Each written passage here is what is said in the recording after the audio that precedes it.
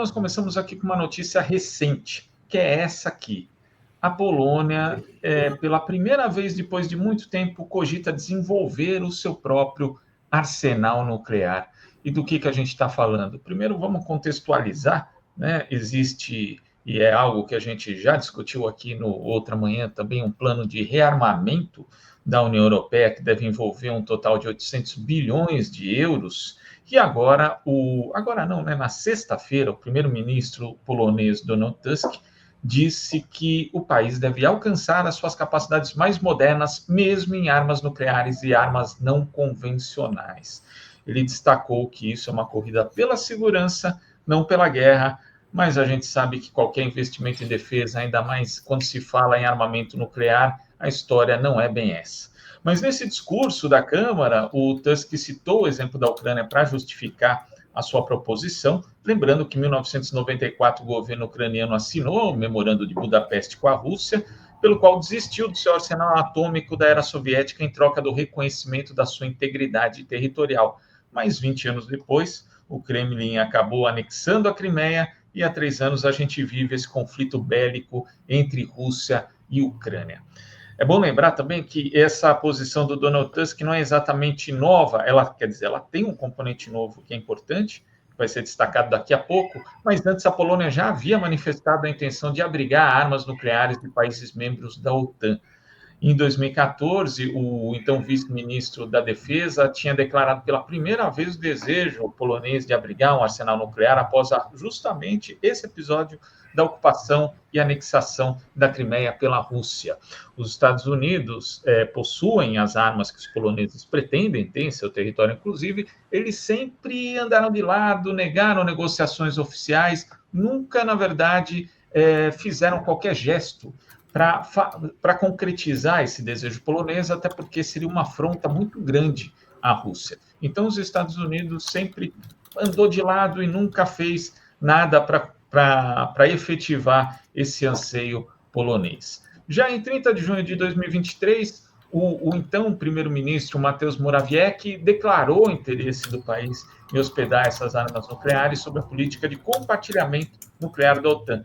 E aí ele chegou a citar, inclusive, a implantação de armas nucleares russas ali na região de Kaliningrado, né, na Bielorrússia. Então, existia ali um temor, e existe ainda, da Polônia em relação à Rússia, porque não só por conta de existir uma diferença muito grande de poderio bélico entre os dois países, mas também por conta dessa questão nuclear. Agora, mesmo com esse histórico, foi a primeira vez que a Polônia sugeriu desenvolver o seu próprio arsenal, e não, como nessas duas ocasiões, abrigar armas nucleares da OTAN, né? E por que isso é importante? Isso, na verdade, a gente está falando de um país que já é muito... Primeiro, a gente vai ver aqui a imagem do Donald Tusk, já é um dos países da OTAN que mais investe em defesa. Varsóvia está gastando atualmente 4,1% do PIB da Polônia em defesa, e a meta para esse ano, 2025, é chegar a 4,7%. A maioria dos países ali não gasta mais do que 2% do seu orçamento nessa área de defesa, e a maioria desse sistema de armas é comprado, inclusive, diretamente dos Estados Unidos, o que envolve equipamentos que vão desde os tanques Abrams, jatos de caça F-35, passam por veículos blindados e os sistemas antiaéreos Patriot, né, que foram bastante popularizados, inclusive, ali na Guerra do Golfo. E o Tusk também anunciou a intenção de aumentar substancialmente o contingente do Exército para atingir 500 mil soldados, né? Uma tropa de 500 mil de pessoas. Atualmente são cerca de 200 mil, o que já coloca, inclusive, a Polônia como o terceiro maior exército da OTAN, atrás apenas dos Estados Unidos e da Turquia. E quando a gente vê essa questão, né, primeiro o plano de rearmamento da Europa, mas com essa intenção específica da Polônia de, inclusive, né, sugerindo o desenvolvimento do armamento nuclear, é bom a gente ver que tem outros países que também começam a correr atrás disso. A própria Polônia tem um acordo de cooperação com a Coreia do Sul, que também já fala em desenvolver o seu próprio arsenal nuclear, e a Coreia do Sul também tem um outro acordo de cooperação com o Japão, que já fala do assunto. Então, nós temos hoje um contexto que está sendo parcialmente ignorado, mas nem tanto, de retomada não só da corrida armamentista de uma forma mais incisiva, mais efetiva, mas do armamento nuclear. Aí a gente tem que recuperar um pouquinho a história de como o mundo no caso não, são poucas potências, são poucos países que têm armamentos nucleares, mas como que isso se desenvolveu e como acabou sendo refreado por um acordo feito lá atrás, e isso está bem descrito nesse artigo aqui da Jessica Matthews, que o título, inclusive, é muito emblemático, porque se remete ao acordo feito entre o então presidente dos Estados Unidos, Ronald Reagan, e o presidente da União Soviética, à época, Mikhail Gorbachev. Uma guerra que não pode ser vencida. E, àquela altura, houve ali, primeiro, um descortinamento do arsenal nuclear de cada um dos países, e quando eles fizeram uma declaração conjunta para estabelecer um tratado que era chamado de New START, que, aliás, que era o predecessor do New START, que só foi ser assinado em 2010, mas que era para frear a corrida nuclear, porque os países estavam ali usando aquela tática da dissuasão, em que você tem um arsenal e você supostamente está construindo aquilo para não ser atacado pelo outro, porque o outro teria medo da sua resposta. Ali foi feito um acordo e depois outros acordos foram feitos que acabaram diminuindo bastante o risco nuclear no mundo, mas, na verdade, diminuíram, só que a gente ainda tem uma situação muito ruim. Então, para você ter uma ideia, desde aquele encontro entre o Gorbachev, desse acordo firmado entre o Gorbachev e o Reagan, os dois países tinham aproximadamente 60 mil armas nucleares, e hoje tem aproximadamente 11 mil. A gente nunca vai saber, na verdade, se é isso mesmo, mas são cálculos aproximados, porque os números, tanto da Rússia, que sucedeu à União Soviética, né, que era a maior república soviética, e os Estados Unidos, esses números são confidenciais. Então, a gente tem um tratado agora, que é o New START, que foi assinado em 2010, que limita o número de armas para cada lado, 1.550 armas implantadas, e aí nós temos ainda alguns outros tratados que também os dois países são signatários e se comprometeram a não aumentar a proliferação nuclear, inclusive em termos de colaboração com outras nações. Só que o que aconteceu nos últimos tempos, né? E aí a gente também vê ali que em 2002, né, já bem atrás, né, há mais de 20 anos, os Estados Unidos acabaram se retirando do Tratado de Mísseis Antibalísticos, né, o que, na prática, abriu mão para vários rompimentos unilaterais de outros países. E esses acordos acabaram caindo. E esse New START, que é o tratado mais importante de não proliferação de armas nucleares, ele encerra em fevereiro de 2026. E não existe nenhuma movimentação oficial dos países para renovar esse acordo. Então, pela primeira vez em meio século, a gente pode ter Estados Unidos e Rússia sem restrições de construção de seus arsenais nucleares, o que já seria suficientemente perigoso para o mundo de uma forma geral, né? Porque nós vemos que esses países eles têm um arsenal muito maior, só que não é só isso, né? Na verdade, nós temos outras nações correndo atrás também, e isso pode ainda aumentar esse tabuleiro de nações que possuem esse armamento. Temos, por exemplo, a China, né?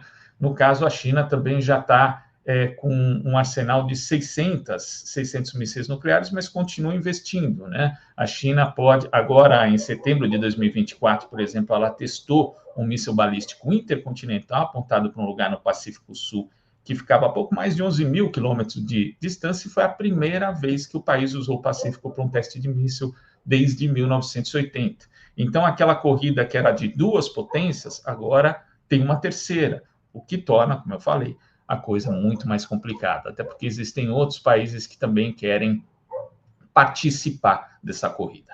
E para a gente ter uma ideia do quanto se gasta hoje com armas nucleares, o Geoff Wilson, que é o consultor sênior do Stimson Center, que trata, um think tank que trata dessa área de defesa, ele fez um cálculo interessante que diz o seguinte, que os Estados Unidos, eles sempre lideraram essa corrida armamentista nuclear em termos de recursos, né?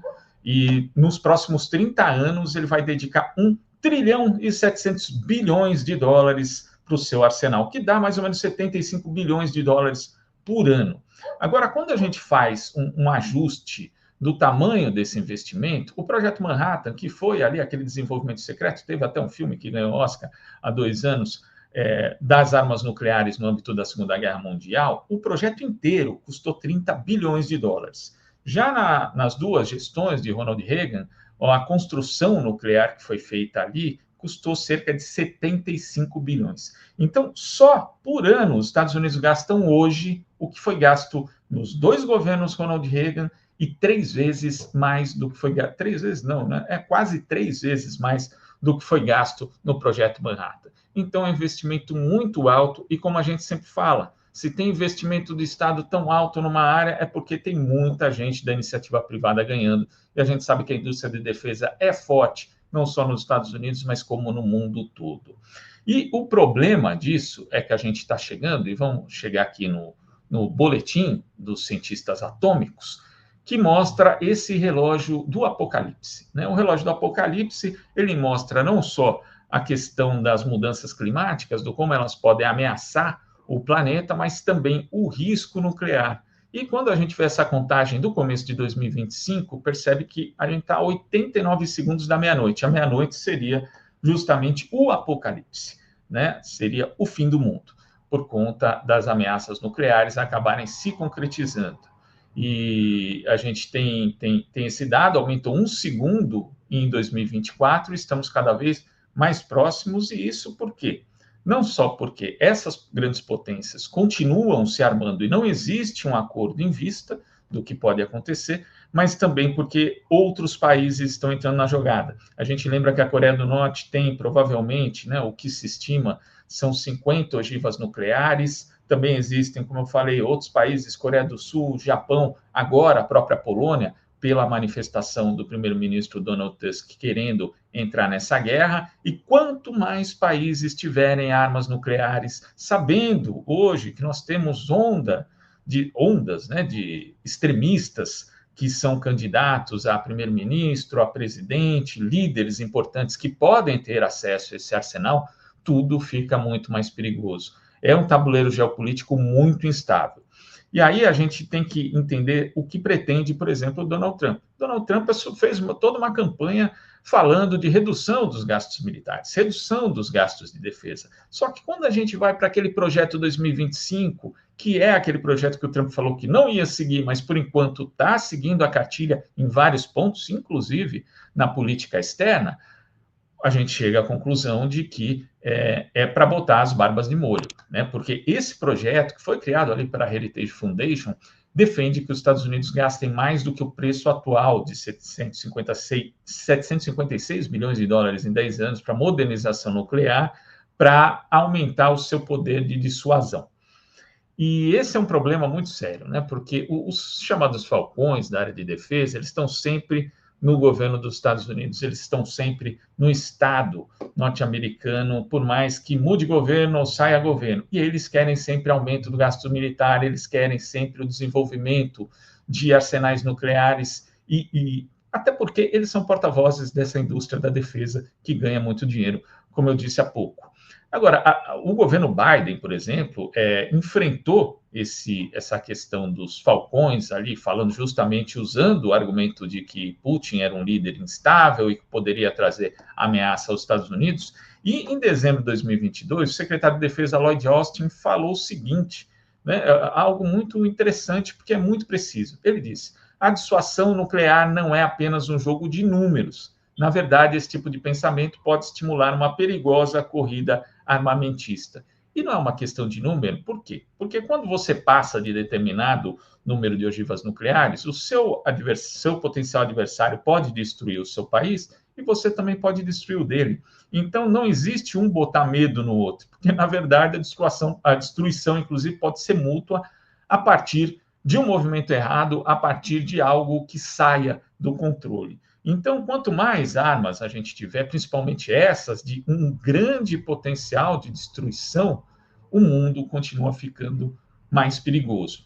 Então, é preciso que a gente traga, é bom lembrar, né? Quem é mais velho vai se recordar de muitos filmes, inclusive, que foram feitos nos anos 70, nos anos 80. Teve um do começo dos anos 80, inclusive, chamado O Dia Seguinte, que mostrava uma hecatombe nuclear e impactou muito as pessoas. Nesse sentido, é preciso que, infelizmente, a gente volte os olhos para essa corrida nuclear, porque à época, inclusive, todo esse acordo foi feito por conta de uma grande pressão da opinião pública internacional, não porque o Reagan fosse exatamente um pacifista, mas hoje essa questão acabou ficando submersa, as pessoas não ligam mais para isso, até porque as mudanças climáticas chamam muito a atenção, porque são também uma prioridade, mas não se pode esquecer de olhar para essa corrida armamentista que fica cada vez maior, com mais potências entrando, com mais países que também não são potências querendo fazer parte disso, e o mundo, na prática, está sob ameaça.